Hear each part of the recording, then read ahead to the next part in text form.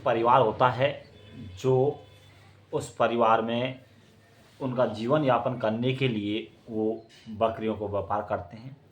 परिवार में उसका पिता होता है, उसकी माँ होती है और 2 उसके बच्चे होते हैं, यानी कुल मिलाकर वो 4 सदस्य होते हैं। अपना जीवन यापन बहुत बढ़िया तरीके से चल रहा होता है। लेकिन दोस्तों अचानक से उसकी माँ होती है उनकी माँ होती है उनकी किसी बीमारी के चलते तबीयत ख़राब हो जाती है और उनकी मौत हो जाती है। इसके बाद उन पर अब उनके जो बच्चे होते हैं उन पर जो घर का बोझ ज़्यादा बढ़ जाता है, दर पिता पर भी बढ़ जाता है। और अब उसका जो पिता होता है सारी जिम्मेदारी अब अपने बेटियों को सौंप देता है। अब वो बेटे बकरियों को चरा कर वापस लाते हैं। इसी प्रकार उनका जीवन यापन चल रहा होता है। लेकिन दोस्तों अचानक से एक दिन एक बकरी की तबीयत खराब हो जाती है, बहुत ज़ोर से बकरी के दर्द होता है और बकरी का पेट फूला हुआ वो दिखाई देता है।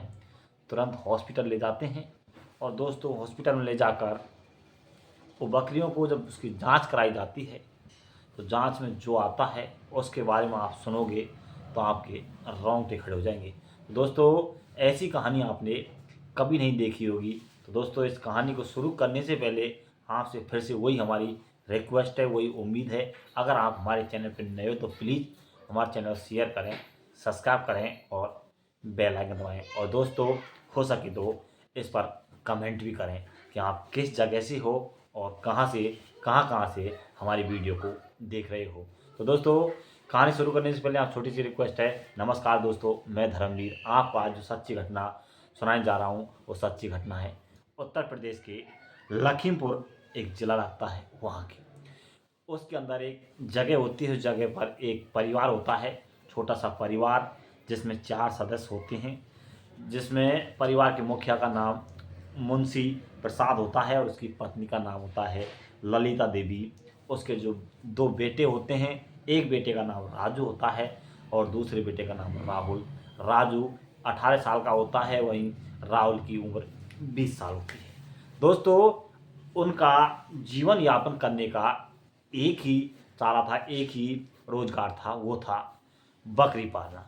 वो बकरी पालते थे और बकरियों से उनके परिवार यानी उनके अच्छी खासी 8 से 10 हज़ार रुपये की महीने की कमाई हो जाया करती थी। और जैसे ही वो कुछ खस्सी बकरियां इस प्रकार की बकरियां होती थी उनको बेचकर वो अच्छा खासा पैसा भी कमाया करते थे। इसी प्रकार उनका जीवन चल रहा होता है। उनके परिवार की गाड़ी बहुत अच्छी के तरह से चल रही होती है, बहुत बढ़िया तरीके से चल रही होती है और उनका जीवन अच्छी तरह से कट रहा होता है। लेकिन दोस्तों फिर से अचानक उनके परिवार में एक मोड़ आता है और जो ललिता देवी होती है उनकी तबीयत अचानक से खराब हो जाती है। अब दोस्तों धीरे धीरे उनकी तबीयत ज़्यादा बिगड़ती चली जाती है। उनके इलाज के लिए खूब पैसे लगाए जाते हैं, उन पर लोड बढ़ जाता है क्योंकि बीमारी में पैसे बहुत ज़्यादा लग जाते हैं। और फिर भी दोस्तों आखिरकार में जो ललिता देवी होती है उसकी मौत हो जाती है। अब दोस्तों जैसे ही ललिता की मौत हो जाती है तो घर का एक सदस्य कम हो जाता है और घर के अंदर अब 3 सदस्य बचते हैं। तीनों के ऊपर घर की जिम्मेदारी और ज़्यादा बढ़ जाती है। अब जो घर का काम होता है उसकी जिम्मेदारी तो जो मुंशी प्रसाद होते हैं वो संभाल लेते हैं। लेकिन जो बकरियों का जो जो रोजगार रहता है उसकी जिम्मेदारी उनके दोनों बेटों को दे दी जाती है। अब दोस्तों दोनों बेटों का काम होता है कि उन दोनों बेटे उन बकरियों को चराने के लिए जाते हैं, बकरियों को चरा कर लेकर आते हैं और शाम के समय घर आ जाते हैं। लेकिन दोस्तों जो मुंशी प्रसाद होता है वो अब उन पर जिम्मेदारियां बहुत ज़्यादा बढ़ जाती है तो अपने बेटों पर कम ध्यान देने लग जाता है और वो अब उसके बेटे जो गलत दिशा में गलत लत में पड़ जाते हैं और वो आवारागर्दी की तरह घूमने लग जाते हैं। दोस्तों धीरे धीरे मुंशी प्रेमचंद पर प्रेशर बढ़ता चला जाता है और अब मुंशी प्रेमचंद कुछ जो बकरियां होती हैं उनके लिए कुछ चराने के लिए कुछ व्यक्ति लगा देते हैं और उनके बेटे गांव में बदमाशी करता, किसी से छेड़खानी करना, इस तरह की घटना को अंजाम देने लग जाते हैं। कुछ ही दिनों में अब मुंशी प्रेमचंद परेशान हो जाते हैं, दुखी हो जाते हैं कि आखिर इनका किया तो किया जाए।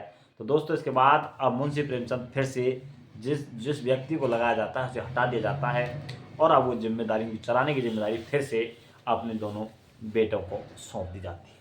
दोनों बेटे बहुत ज़्यादा बिगड़े हुए हो जाते हैं और दोस्तों उन्हें चलाने के लिए जंगल जाते हैं, वापस चले आते हैं। अब धीरे धीरे काफ़ी दिन बीत जाते हैं, काफ़ी समय निकल जाता है। एक दिन अचानक से एक बकरी की पेट में दर्द होता है और ज़ोर ज़ोर से बिल्ला रही होती है, यानी पुकार रही होती है। मुंशी प्रेमचंद उनके बेटों से कहता है, बेटा ऐसा करो, बकरी क्यों पुकार रही है, देखो क्या परेशानी है।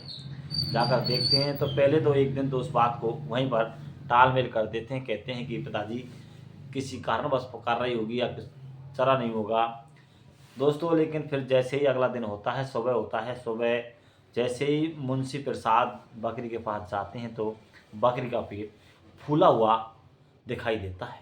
तुरंत अपने बेटों के साथ उस बकरी को हॉस्पिटल ले जाया जाता है। दोस्तों हॉस्पिटल में डॉक्टर उसका इलाज करते हैं और उसकी जांच करते हैं और दोस्तों जैसे ही जांचों की रिपोर्ट आती है और जैसे ही डॉक्टरों को पता चलती है तो उनकी आंखें फटी की फटी रह जाती है। मुंशी प्रेमचंद को बुलाया जाता है। प्रेमचंद से कहा जाता है कि मुंशी जी, आपकी जो बकरियां हैं वो गर्भवती हैं, लेकिन ये प्रेग्नेंट किसी बकरे से नहीं बल्कि किसी इंसान से प्रेग्नेंट है। दोस्तों ये बात सुनकर मुंशी प्रेमचंद बड़ा दुखी और परेशान हो जाता है। अपने बेटों को बुलाता है, अपने बेटों से कहता है तो दोस्तों, लेकिन वो मना कर देते हैं कि पिताजी हमको पता नहीं कि कैसे हुई है और ऐसे ये कैसा हुआ है, इनके बारे में हमें ज़्यादा जानकारी नहीं है। दोस्तों मुंशी प्रेमचंद उन बेटियों को और बकरी को घर ले जाते हैं, उसका इलाज करवाते हैं। लेकिन दोस्तों अब लगातार क्योंकि उनकी जो आदतें थी, खराब आदतें थी, उनका कोई भी सुधार नहीं था, अपने बेटों को कोई सुधार नहीं करते हैं वो। इसी प्रकार 1-2 महीने के बाद फिर से अगली बकरी के साथ यही घटना को अंजाम देती है। इसी प्रकार कई बकरियों के साथ इस तरह की होता है। आखिर मुंशी प्रेमचंद दुखी हो जाता है कि इस तरह कब तक चलता रहेगा और ये करने वाला आखिर है कौन। दोस्तों इसके बाद अब मुंशी प्रेमचंद ये पता लगाने के लिए तैयार होता है कि आखिर ये करने वाला कौन है और इसका पता तो लगाना ही पड़ेगा। तो दोस्तों अब एक दिन फिर उसको हॉस्पिटल ले जाया जाता है, अगली बकरी को उसकी जांच कराई जाती है। मुंशी प्रेमचंद अपने बेटों को बुलाता है और खूब उन्हें समझाता है, खूब पूछता है, लेकिन वो बिल्कुल मना कर देते हैं। कहते हैं पिताजी हमको इनके बारे में कुछ जानकारी नहीं है, हम सीधे बकरियों को चराने के लिए जाते हैं और चराने के बाद हम गिल्ली डंडा खेलने के लिए चले जाते हैं। हमें इन चीज़ के बारे में बिल्कुल मालूम नहीं है कि क्या हो रहा है, कैसे हो रहा है। दोस्त इसके बाद मुंशी प्रसाद को कुछ शक होता है कि आखिर ऐसा कैसे हो सकता है कि इनको पता नहीं और इस तरह की बकरियों के साथ ये हो रहा है। दोस्त इसके बाद मुंशी प्रसाद खुद अब इस चीज़ के लिए सोचता है कि मुझे खुद पता लगाना होगा कि आखिर ये चल क्या रहा है। दोस्त इसके बाद अब मुंशी प्रसाद एक दिन प्लान बनाता है, धीरे धीरे हल्के हल्के कदमों से जैसे इनके पीछे चला जाता है। लेकिन दोस्तों वो दोनों समझ जाते हैं कि अब हमें ये काम नहीं करना है क्योंकि हमारे पिताजी अब हमारी इंक्वायरी करने के लिए लग चुके हैं। तो दोस्तों इस दिन वो नहीं करते हैं, सारी बकरियों के साथ ऐसी कोई गलत काम नहीं करते हैं। और दोस्तों उस दिन जो मुंशी प्रसाद की जो तैयारी थी, जो मकसद था, उसमें वो नाकाम होते हैं। और दोस्तों फिर लेकिन मुंशी प्रसाद ने भी ये ठान लिया था कि आखिर उनका पता लगाना होगा कि आखिर करने वाला कौन है। तो दोस्तों धीरे धीरे इसी दिन एक दिन छोड़ के 2 दिन छोड़ के ऐसा चकमा देकर मुंशी प्रेमचंद जाते थे और एक दिन आखिरकार में राहुल और राजू पकड़े जाते हैं। जैसे ही मुंशी प्रसाद को इस चीज़ के बारे में पता चलता है तो मुंशी के प्रेमचंद की जो पैरों तले से ज़मीन खिसक जाती है, बड़ा गुस्सा आता है, अपने आप को बिल्कुल ही नहीं रोक पाते हैं। तुरंत नज़दीकी पुलिस स्टेशन जाते हैं और उनके दोनों बेटों के खिलाफ वो रिपोर्ट दर्ज कराते हैं। पुलिस स्टेशन में जाकर सारी घटना के बारे में बताया जाता है और दोनों को जेल में डलवा दिया जाता है। तो दोस्तों ये थी आज की घटना। दोस्तों इस घटना को सुनाने का उद्देश्य किसी को परेशान करना नहीं है, किसी का दिल दुखाना नहीं है। हमारा उद्देश्य आप सचेत रहें, जागरूक रहें। इस तरह की घटना, ऐसी कहानी को सुनकर आपको कुछ सीख मिल सके, कुछ अच्छा मिल सके, इसलिए हम आपको इस तरह की वीडियो बनाने लेकर आते हैं। दोस्तों इस कहानी के अंदर आप कमेंट में बताएं कि आखिर मुंशी प्रेमचंद ने उनके बेटों को जेल भिजवाकर सही किया या गलत किया। आप अपनी कमेंट बॉक्स में राय दें। और दोस्तों अगर आप हमारे चैनल में नए हो तो प्लीज़ हमारे चैनल शेयर करें, सब्सक्राइब करें और बेल आइकन दबाएं। दोस्तों हम जल्दी आपको नई वीडियो लेकर आते रहेंगे। जब तक बने रहिए हिंदुस्तान सफ़र का न्यूज़ चैनल पर। जब तक के लिए नमस्कार, जय हिंद, जय भारत।